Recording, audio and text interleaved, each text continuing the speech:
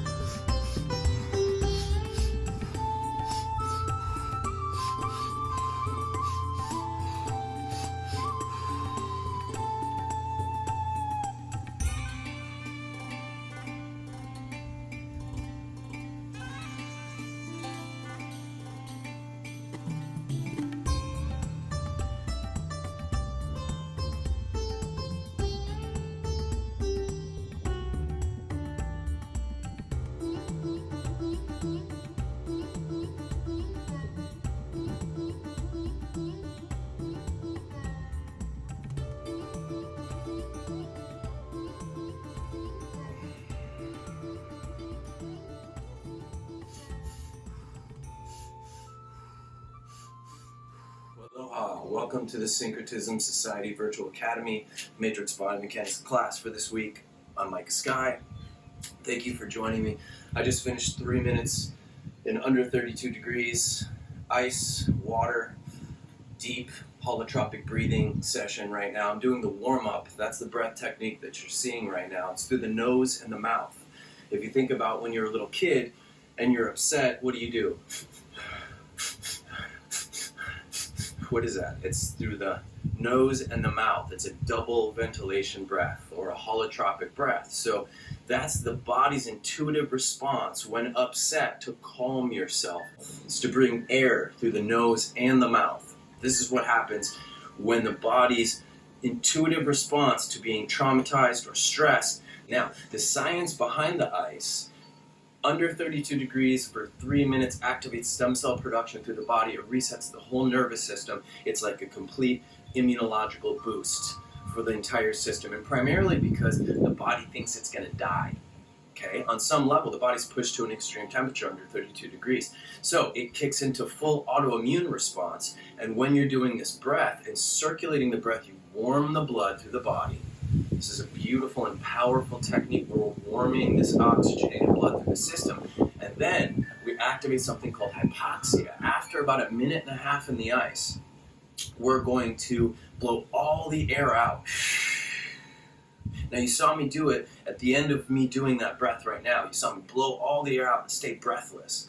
Now, during that breathless period, at least when I'm doing this in the warm-up and from more of a martial arts template of applying the stances with this, and in the Taoist arts of pulling and holding the energy and learning to pull this piezoelectric charge up the spine, we tuck the fists and the fingers, dig the toes in, squeezing the butt together, and we blow all the air out and we stay breathless.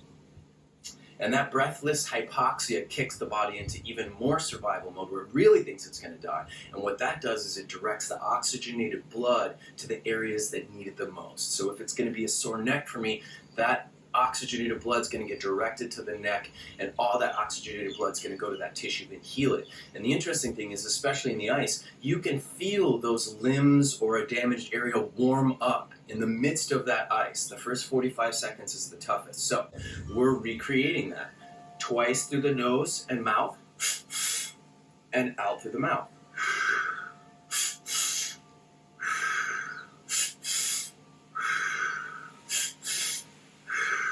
Now, you can do it short and fast, which when you first get into the ice, very much the case. Also, if you're doing physical athletics, when I was ironically in track in high school, I used to run the 400, which is once all the way around the track as a sprint.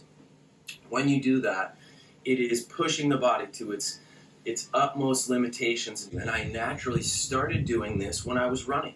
I connected this later when learning this system and uncovering from the Rishis this holotropic breath work, and then combining it with the breath and ice. I saw that the breath was holotropic, but there was something missing to it, and this is where, the yogic sciences and the details and nuances are really needed to be taught one-on-one. That's why guru-disciple in the Eastern structure was what it was. So I'm going to keep bouncing, because the goal is also, after the ice, is to warm the body naturally. Okay, so we do that by continuing this breath. Now, when we're in the ice and we go in, the breath is short and intense.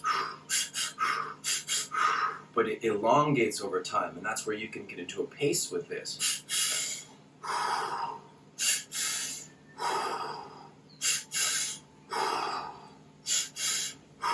So, I'm getting warmed up right now for us to go do this beautiful kind of eclectic mixture of the martial arts sciences, combining Qigong, a lot of the Shaolin monk training warm-up techniques, Wing Chun, all in Aikido, also a little capoeira in our warm-ups, into one routine that we can do in our yard, in the sun, or in your house, in your apartment, every day, just to warm up the body, the joints, the knees, the muscles. And there's practical aspects to this Shaolin warm-up that are practical in needing to potentially defend yourself if need be. And that's when you learn the martial arts, that's really always what they're about, is for defense, never to use these arts in a way that is aggressive or antagonistic in nature. So with that, I'll see you in the yard. I'm going to keep warming myself up, and we'll put a few clips in from the ice bath and me actually going through one of these, but the warm-up is just as key. With that, I'm going to keep my warming process going, and I'll see you in the yard for class today. Blessings, aloha,